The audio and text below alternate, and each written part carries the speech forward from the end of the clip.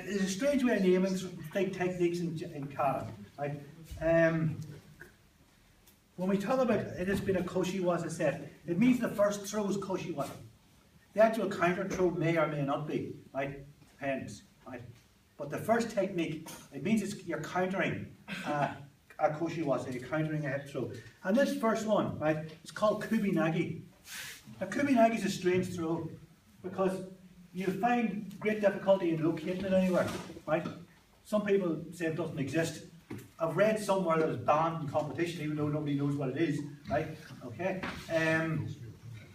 Kaiwashi mentions it in his book, right? But Kodokan, it's not an official Kodokan throw, right? But there are several ways of demonstrating. The word Kubi in Japanese means neck, okay? Kubi Nage means neck throw. The way I'm going to demonstrate it here, or the way it's going to be demonstrated here as a counter, right? If you've got a different way of doing it, certainly use that. Okay, I have no problem with that. Oh, please. I'll do it this way around because it's easier to see.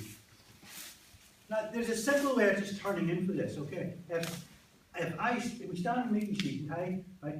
If he just puts his arm around my neck and turns as if he's doing tai touching, right? Not with the hip, no, the legs outside, tight, that, and he pulls my head in, tight, right? That's a Kubi Nage, okay? That certainly appears Kubi Nage. But I saw an interest, as far as the kata is concerned, I saw an interesting little entry for it with a cross step. So Paul cross steps first here, and then spins. Okay. So if you try that whenever you're doing it, you cross step first, and then spin into the technique. Now, if he gets me to there, right, I'm probably going to be leaving by his leg, okay, which I don't want to happen. So the first thing I do when he turns in, okay, I bend my knees. I get into a jigotai position. This arm goes around his waist, okay, if I can get around his waist.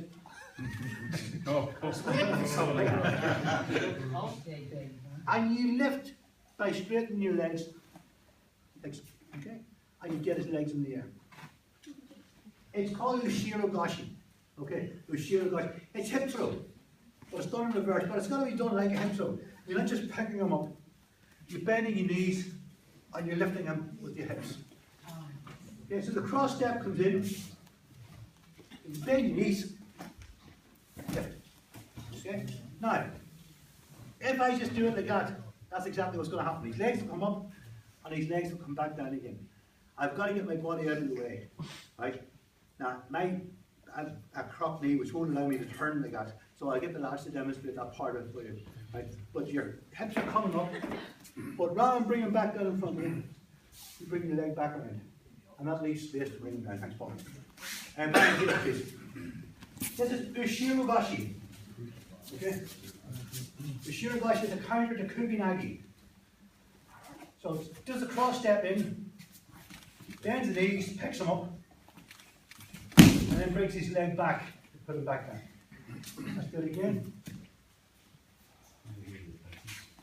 Cross step, picks him up, and that step back, if you just do it the other way around, please, like the opposite way around.